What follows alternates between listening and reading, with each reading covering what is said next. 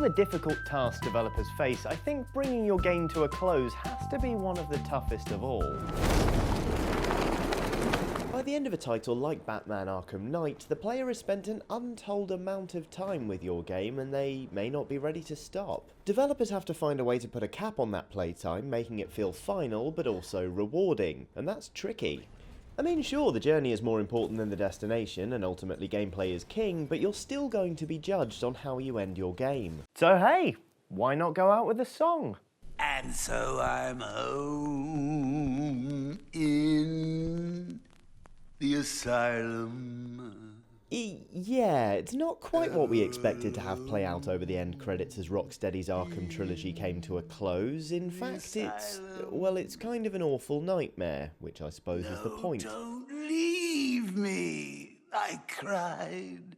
No. But the thing is, going out on a song is actually far more common than you'd think. So warm up your vocal cords, here come some of the most entertaining end songs gaming has to offer. For better or worse. Bring it on, sucker! This my kind of shit! Bring it on, sucker! This my kind of shit! Yeah, kick it, Coltrane. Nothing says I just completed an ultra-macho shooter about humanity fighting back from the brink of extinction like a whoop-laden song lifted straight from a home aerobics video. To the left! You're doing good, baby! To the right! To the left! It's the kind of thing you'd expect a teenage boy to play first thing in the morning while dousing himself in Lynx and spiking his hair up like Chester Bennington from Linkin Park. You know, a timeless classic. Bring it on, sucker! This my kind of shit! Of course, the more astute among you will have realised this song basically just recycles Cole's dialogue from the game itself, an art form that would go on to be perfected 3 years later with 2009's Rogue Warrior. Fair warning, here come a lot of swear words. Gotta keep getting in my way. No surprise, motherfuckers. Happy fucking birthday. That's right, Natty, now you sweet piece of shit. Enjoy the ride, cocksucker. Have a nice trip. Yes, if there's one thing Mickey Rourke hates more than people who are open to the act of fellatio, it's communists. Goddamn cock breath coming, motherfuckers! This song is probably the best thing about Rogue Warrior, if I'm completely honest, which is kind of sad when you stop to think how few people got to see it on account of the game being too dreadful to bother completing. Nonetheless, it's an amazing song, though it does lose points for not actually featuring the name of the game as part of the lyrics. Take it away, God Hand. Got a demon, what am I? It's time for me to choose my path. The power of my God Hand, no evildoer will get past. Yes, Capcom's over-the-top punchy game God Hand had an end song that was so... I don't even need to say anything about this one, do I? Just listen.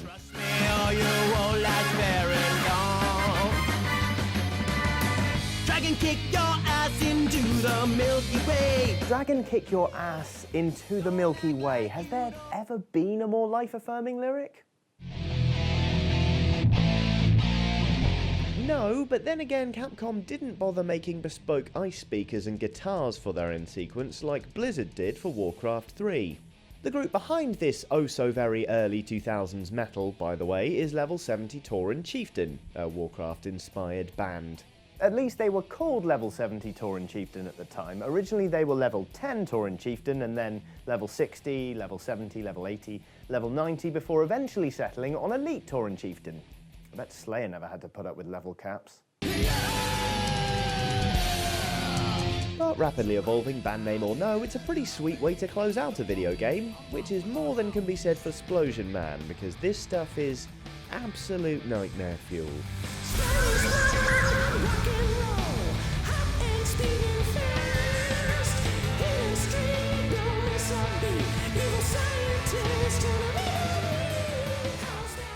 No, down here. Didn't like that one. Can't we just have, like, I don't know, a song sung by the game's main antagonist instead? Never thought they could stop me. Thought I had the girl and she rocked my world. We can! Hooray! Thanks, Double Dragon Neon! In a move oddly reminiscent of that He-Man video that does the rounds every so often. You know. Double Dragon Neon's end credits were soundtracked by Skullmageddon singing an oddly touching song about his hopes, dreams and aspirations being crushed by the hero, i.e. you jerk.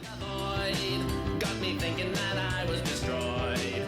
It's actually pretty reminiscent of the song Skull Crusher Mountain by Jonathan Coulton, who is no stranger to video game music himself. Don't know the name?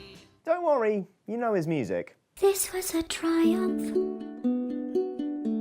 I'm making a note here, huge success. Yes, though a fantastic musician in his own right, Jonathan Coulton is the chap who did the outro songs for Portal, Portal 2 and Left 4 Dead 2, actually. You'll undoubtedly have heard Still Alive and Want You Gone before, but I couldn't in faith make a video like this without at least name-checking him. If you haven't listened to Jonathan Coulton's other stuff, by the way, I highly recommend it. It's excellent. Or you could listen to Avenged Sevenfold while watching some really stiff character animations instead. Your choice. Some people live in selfish desires. Some choose to shout when they speak, and they'll be the star.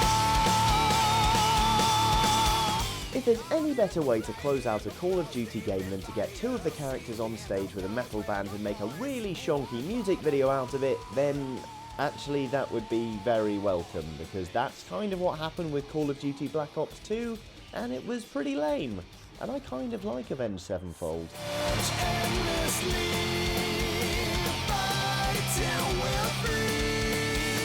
But hey, you can't win them all, nor can you list them all. I've undoubtedly missed off some fan favourites in this video, so tell us about your most cherished end songs in the comments below. Thanks for subscribing. Play us out, Skullmageddon. We had time to prepare.